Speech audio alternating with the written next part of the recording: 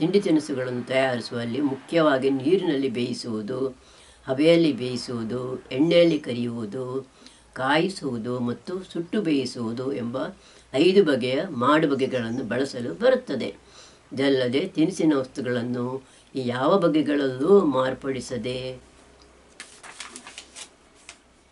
ಹಾಗೆಯೇ ತಿನಿಸುಗಳಲ್ಲಿ ಬಳಸುವ ಬೇಯಿಸದ ಅಡಿಗೆಯೂ ಇದೆ. ಈ ಮಾಡುಬಗೆಗಳಲ್ಲಿ ನೀರಿನಲ್ಲಿ ಬೇಯಿಸುವ ಬಗೆಯನ್ನು ಈ ಪಸುಗೆಯಲ್ಲಿ ಮತ್ತು ಉಳಿದ 5 ಬಗೆಗಳನ್ನು ಮುಂದಿನ ಪಸುಗೆಗಳಲ್ಲಿ ವಿವರಿಸಲಾಗಿದೆ.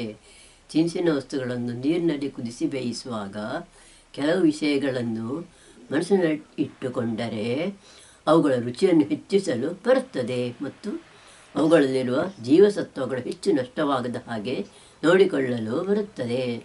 ತಿನಿಸಿನ ವಸ್ತುಗಳಲ್ಲಿರುವ ಹಲವಾರು ಜೀವಸತ್ವಗಳು ಮತ್ತು ಉಪ್ಪಿನ ಅಂಶಗಳು ಸುಲಭವಾಗಿ ನೀರಿನಲ್ಲಿ ಕರಗಿಕೊಳ್ಳುತ್ತವೆ. ಕಾಳುಗಳನ್ನು ಮತ್ತು ತರಕಾರಿಗಳನ್ನು ಹೆಚ್ಚು ನೀರು ಹಾಕಿ ಬೇಯಿಸಿದರಾದರೆ ಅವನ್ನು ಆಮೇಲೆ ಅಡಿಗೆಯಲ್ಲಿ ಬಳಸಿಕೊಳ್ಳುವಾಗ ಬಹಳಷ್ಟು ಬೇಯಿಸಿದ ನೀರನ್ನು ಬಿಸಾಡಬೇಕಾಗುತ್ತದೆ.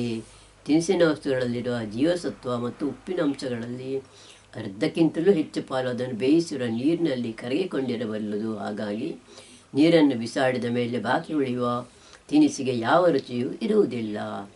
ಈ ರೀತಿ ರುಚಿಯನ್ನು ಕಳೆದುಕೊಂಡಿರುವ ತಿನಿಸುಗಳಿಗೆ ಸಾಕಷ್ಟು ಉಪ್ಪು, ಹುಳಿ ಮತ್ತು ಮೆಣಸಿನಕಾಯಿಗಳನ್ನು ಸೇರಿಸಿ ರುಚಿ ಬರುವಂತೆ ಮಾಡಲೇನೋ ಬರುತ್ತದೆ. ಆದರೆ ನೀರಿನಲ್ಲಿ ಕರಗಿ ಹೋಗಿರುವ ಜೀವಸತ್ವಗಳನ್ನು ಸೇರಿಸಲು ಬರುವುದಿಲ್ಲವಷ್ಟೇ.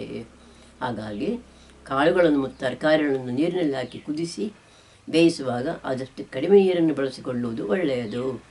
ಒಂದು ತಿನಿಸಿಗೆ ಎಷ್ಟು ನೀರು ಬೇಕಾಗುತ್ತದೆಯೋ ಅಷ್ಟನ್ನೇ ಬೇಯಿಸುವಾಗ ಬಳಸಿಕೊಳ್ಳಲು ಬರುವುದಾದರೆ ಒಳ್ಳೆಯದು. ಹೀಗೆ ಮಾಡಲು ಆಗದ ಕಡೆಗಳಲ್ಲಿ ತರಕಾರಿ ಮತ್ತು ಕಾಳುಗಳನ್ನು ಬೇಯಿಸಲು ಬಳಸಿದ ನೀರನ್ನು ಸುಮ್ಮಗೆ ಚೆಲ್ಲುವ ಬದಲು ಬೇರಾವುದಾದರೂ ತಿನಿಸು ಇಲ್ಲವೇ ತಿಂಡಿಯನ್ನು ತಯಾರಿಸುವಲ್ಲಿ ಬಳಸಿಕೊಳ್ಳಬಹುದು. ಉದಾಹರಣೆಗೆ ತರಕಾರಿ ಇಲ್ಲ ಬೇಳೆಯನ್ನು ಬೇಯಿಸಿದ ನೀರಿನಿಂದ ರುಚಿಯಾದ ಸಾರನ್ನು ತಯಾರಿಸಬಹುದು. ಅನ್ನದ ತಿಳಿಯನ್ನು ಬಳಸಿ ಅದಕ್ಕೆ ಮಜ್ಜಿಗೆ, ಶುಂಠಿ ಮತ್ತು ಉಪ್ಪು ಸೇರಿಸಿ ರುಚಿಕರವಾದ ಪಾನೀಯವನ್ನು ತಯಾರಿಸಬಹುದು. ಸಾಂಬಾರು ಸ್ವಲ್ಪ ತೆಳ್ಳಗಾಗಿದೆ ಆದರೆ ಅದನ್ನು ದಪ್ಪ ಮಾಡುವುದಕ್ಕೂ ಅನ್ನದ ತಿಳಿಯನ್ನು ಬಳಸಬಹುದು. ತಿನಿಸಿಗೆ ಬೇಯಲು ಬೇಕಾಗುವ ಸಮಯವನ್ನು ಆದಷ್ಟು ಕಡಿಮೆ ಮಾಡಿಯೂ ಅದರ ರುಚಿಯನ್ನು ಹೆಚ್ಚಿಸಲು ಬರುತ್ತದೆ ಮತ್ತು ಅದರಲ್ಲಿರುವ ಜೀವಸತ್ವಗಳು ಹೆಚ್ಚು ನಷ್ಟವಾಗದಂತೆ ನೋಡಿಕೊಳ್ಳಲು ಬರುತ್ತದೆ. ಬೇರೆ ಬಗೆಯ ಅಡಿಗೆಗಳಿಗಿಂತ ನೀರಿನಲ್ಲಿ ಬೇಯಿಸುವ ಅಡಿಗೆಗೆ ಹೆಚ್ಚು ಹೊತ್ತು ತಗಲುವುದಾದ್ದರಿಂದ ಅದನ್ನು ಬಳಸುವಾಗಲೆಲ್ಲ ಈ ಒಂದು ಅಂಶವನ್ನು ಹೆಚ್ಚು ಗಮನದಲ್ಲಿರಿಸಿಕೊಳ್ಳಬೇಕು. ಬೇಯಿಸಬೇಕಾಗಿರುವ ತಿನಿಸಿನ ವಸ್ತುಗಳನ್ನು ನೇರವಾಗಿ ತಣ್ಣೀರಿಗೆನೇ ಹಾಕಿ ಆಮೇಲೆ ಪಾತ್ರೆಯನ್ನು ಒಲೆಯ ಮೇಲಿಟ್ಟು ಬಿಸಿ ಮಾಡುವ ಬದಲು ಮೊದಲು ನೀರನ್ನು ಮಾತ್ರವೇ ಒಲೆಯ ಮೇಲಿಟ್ಟು ಕುದಿಸಿ ಆಮೇಲೆ ಅದಕ್ಕೆ ತರಕಾರಿ ಇಲ್ಲವೇ ಬೇಳೆಯನ್ನು ಹಾಕಿ ಕುದಿಸಿದಲ್ಲಿ ಒಟ್ಟು ಬೇಯಲು ಬೇಕಾಗುವ ಸಮಯ ಕಡಿಮೆಯಾಗುತ್ತದೆ. ಇದಲ್ಲದೆ ತಿನಿಸಿನ ವಸ್ತುಗಳು ಸಾಕಷ್ಟು ಬೆಂದಿವೆ ಎಂದು ನಿಮಗೆ ಅನಿಸಿದ ಕೂಡಲೇ ಅವನ್ನು ಒಲೆಯಿಂದ ಕೆಳಗೆ ತೆಗೆದಿರಿಸಬೇಕು. ಅನಾವಶ್ಯಕವಾಗಿ ಹೆಚ್ಚು ಹೊತ್ತು ಬೇಯಿಸಿದರೂ ಅವುಗಳ ರುಚಿ ಕೆಡುತ್ತದೆ. ತಿನಿಸುಗಳನ್ನು ಕುದಿಯುತ್ತಿರುವ ನೀರಿಗೆ ಹಾಕಿದ ಮೇಲೆ ಅವು ತಿರುಗಿ ಕುದಿಯತೊಡಗಿದ ಕೂಡಲೇ ಬೆಂಕಿಯನ್ನು ಕಡಿಮೆ ಮಾಡಿಕೊಳ್ಳಬೇಕು. ಯಾಕೆಂದರೆ ನೀರನ್ನು ಹೆಚ್ಚು ಜೋರಾಗಿ ಕುದಿಸುವುದರಿಂದ ಅದು ಹೆಚ್ಚು ಬೇಗನೆ ಬತ್ತಿ ಹೋಗುತ್ತದೆ ಅಷ್ಟೇ ಅಲ್ಲದೆ ಅದರಲ್ಲಿರುವ ತಿನಿಸುಗಳೇನೂ ಹೆಚ್ಚು ಬೇಗನೆ ಬೇಯುವುದಿಲ್ಲ. ಮೆಲ್ಲನೆ ಕುದಿದರೂ ಜೋರಾಗಿ ಕುದಿದರೂ ತಿನಿಸು ಬೇಯಲು ಬೇಕಾಗುವ ಸಮಯ ಒಂದೇ. ಇದಕ್ಕೆ ಕಾರಣವೇನೆಂದರೆ ನೀರು ಎಷ್ಟೇ ಜೋರಾಗಿ ಕುದಿದರೂ ಅದರ ಬಿಸಿ 100 ಡಿಗ್ರಿ ಸೆಂಟಿಗ್ರೇಡ್ಗಿಂತ ಹೆಚ್ಚಾಗಲಾರದು. ಇದಲ್ಲದೆ ತರಕಾರಿಗಳನ್ನು ಬೇಯಿಸುವಾಗ ಹಾಗೆ ಅವನ್ನು ಜೋರಾಗಿ ಕುದಿಸಿದಲ್ಲಿ ಅವುಗಳ ತುಂಡುಗಳೆಲ್ಲ ಒಡೆದು ಚೂರು ಚೂರಾಗುತ್ತವೆ ಮತ್ತು ಅವುಗಳಲ್ಲಿರುವ ಪರಿಮಳ ಕೊಡುವ ಎಣ್ಣೆ ಬಹಳ ಬೇಗ ಆವಿಯಾಗಿ ಹೋಗುತ್ತದೆ. ಇದರಿಂದಾಗಿ ತರಕಾರಿ ರುಚಿ ಕಡಿಮೆ ಆಗುತ್ತದೆ. ಜೋರಾಗಿ ಕುದಿಸುವುದರಿಂದ ತಿನಿಸು ಒಳಗೆ ಬೀಳುವ ಮತ್ತು ಪಾತ್ರೆಯ ತಳದಲ್ಲಿ ಕರಟಿ ಹೋಗುವ ತೊಡಕುಗಳು ಉಂಟಾಗುತ್ತವೆ. ಅನಾವಶ್ಯಕವಾಗಿ ಗ್ಯಾಸ್ ಇಲ್ಲವೇ ಸೀಮೆ ಎಣ್ಣೆ ಬೇರೆ ಹೆಚ್ಚು ವೆಚ್ಚವಾಗುತ್ತದೆ. ಪಲ್ಯಗಳನ್ನು ಮಾಡುವಾಗ ಹೆಚ್ಚಿಗಿರುವ ನೀರಿನ ಅಂಶವನ್ನು ಇಂಗಿಸಿ ತೆಗೆಯಬೇಕಿದ್ದಲ್ಲಷ್ಟೇ. ಹೀಗೆ ಬೆಂಕಿಯನ್ನು ದೊಡ್ಡದು ಮಾಡಿ ನೀರು ಗಳಗಳನೆ ಕುದಿಯುವಂತೆ ಮಾಡುವುದರಿಂದ ಪ್ರಯೋಜನವಿದೆ. ಈ ರೀತಿ ಇಂಗಿಸಲು ಬಾಯಿ ದೊಡ್ಡದಾಗಿರುವ ಮತ್ತು ತಳ ದಪ್ಪವಾಗಿರುವ ಪಾತ್ರೆಯನ್ನು ಬಳಸಿಕೊಳ್ಳಬೇಕು. ಆದರೆ ಈ ರೀತಿ ನೀರನ್ನು ಇಂಗಿಸುವ ಸಂದರ್ಭವೇ ಬಾರದಂತೆ ಮೊದಲಿಗೇನೆ ಕಡಿಮೆ ನೀರನ್ನು ಬಳಸಲು ಬರುತ್ತದೆಯಾದರೆ ಅದೇ ತುಂಬ ಒಳ್ಳೆಯ ಉಪಾಯ.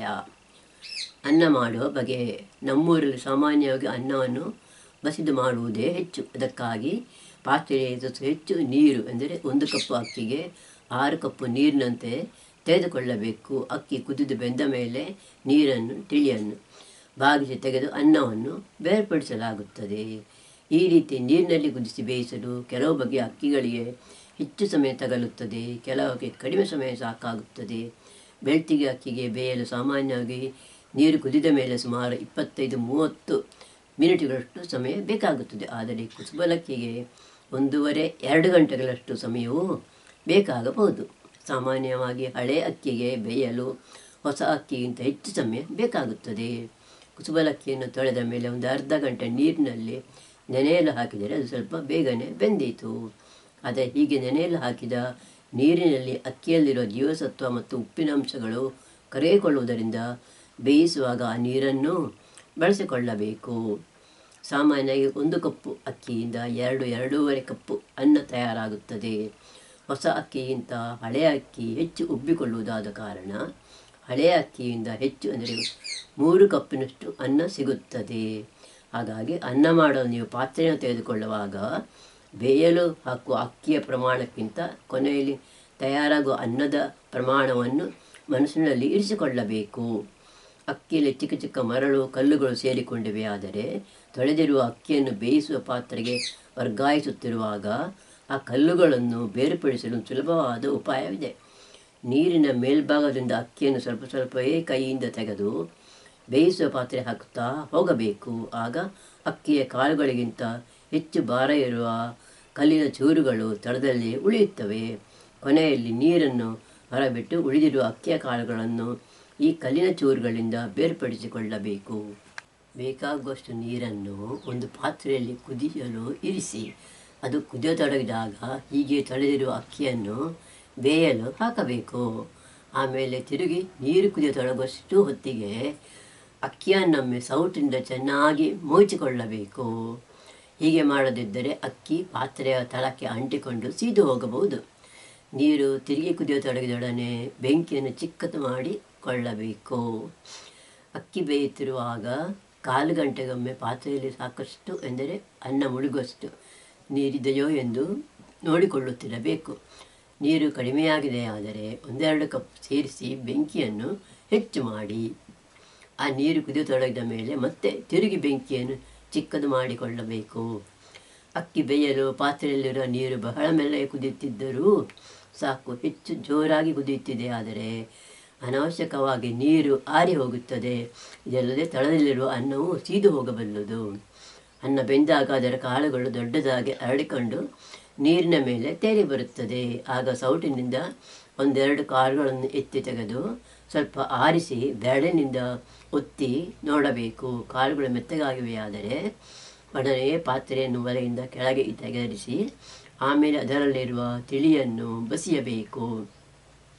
ಹೀಗೆ ತಿಳಿಯನ್ನು ಬಸಿಯಲು ಪಾತ್ರೆಯ ಮೇಲೆ ಚೆನ್ನಾಗಿ ಮುಚ್ಚಿಕೊಳ್ಳುವ ಒಂದು ಮುಚ್ಚಳವನ್ನು ಮುಚ್ಚಿ ಅದನ್ನು ಇನ್ನೊಂದು ಪಾತ್ರೆಯ ಮೇಲೆ ಮೆಲ್ಲಗೆ ಬಗ್ಗಿಸಿ ಹಿಡಿಯಬೇಕು.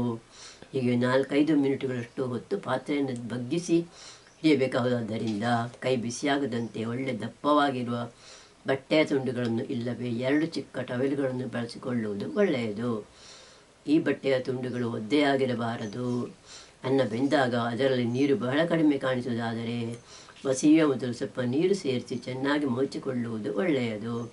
ಇಲ್ಲವಾದರೆ ತಿಳಿ ಬಹಳ ದಪ್ಪವಾಗಿದ್ದು ಪೂರ್ತಿ ಬಸಿಯುವುದಿಲ್ಲ ಮತ್ತು ಇದರಿಂದಾಗಿ ಅನ್ನ ಮುದ್ದೆಯಾಗುತ್ತದೆ. ಹೊಸ ಅಕ್ಕಿಯನ್ನು ಈ ರೀತಿ ನೀರಿನಲ್ಲಿ ಕುದಿಸಿ ಬೇಯಿಸುವಾಗ ಸ್ವಲ್ಪ ಹೆಚ್ಚು ಎಚ್ಚರಿಕೆಯಲ್ಲಿರಬೇಕು. ಯಾಕೆಂದರೆ ಬೆಂದದ್ದು ಸ್ವಲ್ಪ ಹೆಚ್ಚಾದರೂ ಹೊಸ ಅಕ್ಕಿಯ ಅನ್ನ ಮುದ್ದೆಯಾಗಿ ಪಾಯಸವಾಗಿ ಬಿಡುತ್ತದೆ. ಹೀಗೆ ಹೆಚ್ಚು ಬೆಂದಿರುವ ಅನ್ನಕ್ಕೆ ಬಸಿಯುವ ಮುಂಚೆ ಸ್ವಲ್ಪ ತಣ್ಣೀರನ್ನು ಒಯ್ದು ಚೆನ್ನಾಗಿ ಮುಚ್ಚಿಕೊಂಡು ಆಮೇಲೆ ಬಸಿದರೆ ಅನ್ನ ಅಷ್ಟೊಂದು ಮುದ್ದೆಯಾಗುವುದಿಲ್ಲ.